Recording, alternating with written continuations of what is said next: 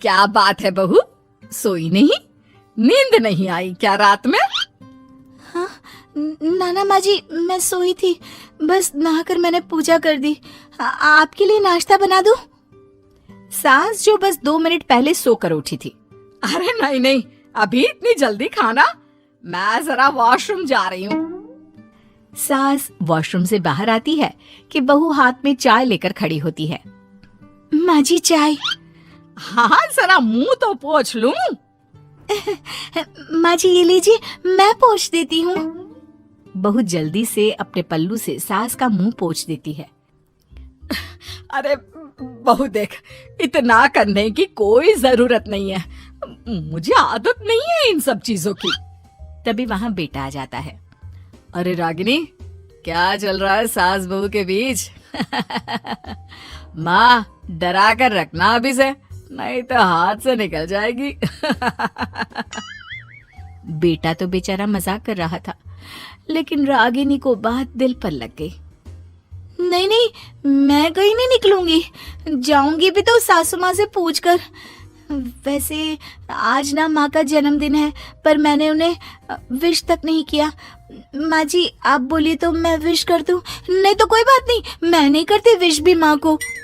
अरे नहीं नहीं रागिनी, माँ है तेरी, कर दे विश। ठीक है, मैं ना विश करके आती हूँ, तब तक आप चाय पी लीजिए। सास चाय पीते पीते बेटे से कहती है, ये बहुएं ऐसे तो नहीं होती है। मैंने तो हमेशा सासों को बहुओं के नाम पर रोते ही देखा है, लेकिन मेरी बहू ये तो बहुत ही अच्छी है भाई। माँ ज्यादा खुश ना हो, हाथी के दांत खाने के कुछ और दिखाने के कुछ और होते हैं, समझी? हो सकता है आज चिपक चिपक कर तुझे खुश करे, कल को मौका मिलते ही समझदार को इशारा ही काफी है। हाँ बेटा सही बोल रहा है तू, मैं ना इसको टाइट ही रखूंगी, कोई भरोसा नहीं होता ये बहू नाम के प्राणी का। बहू माँ को विश करके खुशी खुशी आती है, सोचती है कि सास के पास बैठूं। वो जैसे ही पास रखी चेयर पर बैठने जाती है कि सास जोर से चिल्लाती है, नीचे नीचे। क्या माँ जी? जमीन में बैठो, हमारे यहाँ सास की बराबरी में नहीं बैठा जाता, जमीन पर बिछा लो कुछ भी। बहू क्या करती, कभी सास को उस पर प्यार भी आता तो वो बेटी की बात को याद कर लेती, और उधर बहू को थोड़ा भी करने का मन करता तो पति की बात याद आती। काश मेरी शादी ही ना हुई होती। अरे कैसी बात कर रही हो, शादी नहीं होती तो मैं कहाँ से मिलता और तुम कहाँ से मिलती मुझे? वैसे ये ख्याल आया क्यों? क्या जिंदगी है, ऐसे नौकरों जैसी जी नहीं जा रही है मुझसे। सोच रही हूँ कुछ दिनों के लिए मायके ही चली जाती हूँ। हाँ जाओ, लेकिन माँ से पूछ कर जाना, ठीक है? ना मैं उनसे नहीं पूछूंगी, मना कर दिया तो। ऐसे भी मैं अब कुछ दिन आराम करना चाहती हूँ। तभी सास वहाँ से निकल रही थी, जो अपने बेटे और बहू की बात सुन लेती है। देख रागिनी, माँ को तो तू जानती ही है, कैसी जल्लाद सी है। अरे नई नवेली बहू के साथ ऐसे करते हैं क्या जो वो तेरे साथ करती है? मैंने तो कितनी बार समझाने की कोशिश की कि मेरी बीवी को बख्श दो, लेकिन नहीं। माँ को हैरानी होती है कि आखिर ये उसी की औलाद है जो ऐसी राजनीति सास बहू के बीच खेल रहा है। सास वहां से चली जाती है। रागिनी नहीं मानती तो रागिनी का पति सीधा माँ के पास जाता है और उसे सारी बात बता देता है।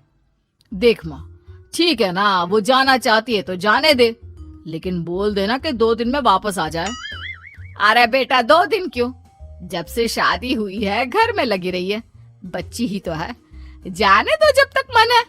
अरे कैसी बात कर रही है माँ, घर की बहू को ज्यादा छूट दोगी तो हाथ से निकल जाएगी। हाँ, सास मन में सोचती है, वाह बेटा मुझसे ही चालाकी, तेरी माँ हूँ मैं, अब देख कैसे मजा चखाती हूँ।